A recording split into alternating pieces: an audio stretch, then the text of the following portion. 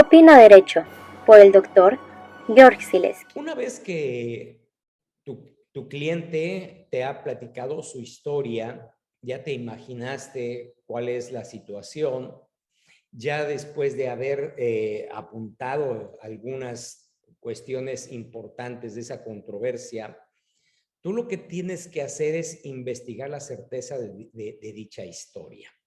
Esto es, una vez que, como ya te había platicado, muchas veces los clientes con esa emoción que llegan a tu oficina, pues te platican desde que su relación con su mascota o lo que pasa con su abuelita y con otras cosas que no tienen nada que ver al caso, y por eso tú vas anotando en tu libreta efectivamente para poder centrarte tú como abogada cuál es la hipótesis que quieres buscar. Y una vez que ya efectivamente después de haber, de que tu cliente ha compartido contigo toda esa historia, lo que tú tienes es que hacer una investigación de esa historia. Y esa investigación de esa historia tiene que ver con dos aspectos importantes. Primero, obviamente, la confirmación, porque tú tienes tus anotaciones, y la primera pregunta, que las primeras investigaciones son directamente con tu cliente. Y entonces, por eso esa libreta que yo que te comento y que te sugiero que tengas, efectivamente, ahí vayas anotando algunas de las dudas que te van surgiendo durante ese proceso de conversación que tienes con tu cliente. Y vas realizando esa investigación. Y adicionalmente, una vez que ya efectivamente el cliente te dio toda la información que él tiene, pues viene ahora también el proceso de la investigación documental. Y es cuando viene el proceso de preguntarle, bueno, ¿y qué documentos tiene? Y obviamente, pues es en el momento en que tú te pones a dar lectura de aquella información que tu cliente te cuenta.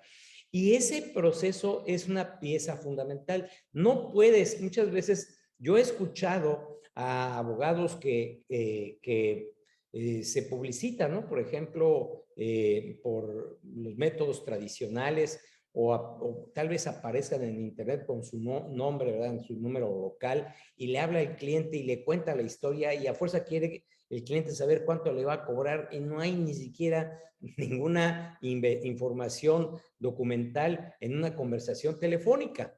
Entonces, pues obviamente, pues no puedes efectivamente generar ninguna hipótesis en este sentido si no tienes efectivamente a la vista documentos que tú puedas analizar.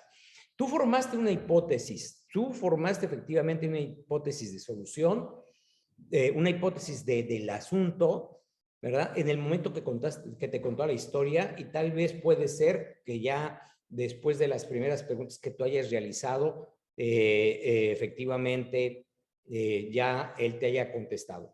Pero el momento que tienes más documentación es cuando empieza a generarse una segunda hipótesis. Una vez que analizaste los primeros documentos que efectivamente tu cliente te presenta en la primera entrevista, y esa es una de las sugerencias cada vez que tengas una entrevista, pedirle de antemano que lleve toda la documentación que tenga a la mano para que pueda ser analizada por ti, para que entonces, una vez que puedas analizar la documentación, se formule entonces la segunda hipótesis de solución.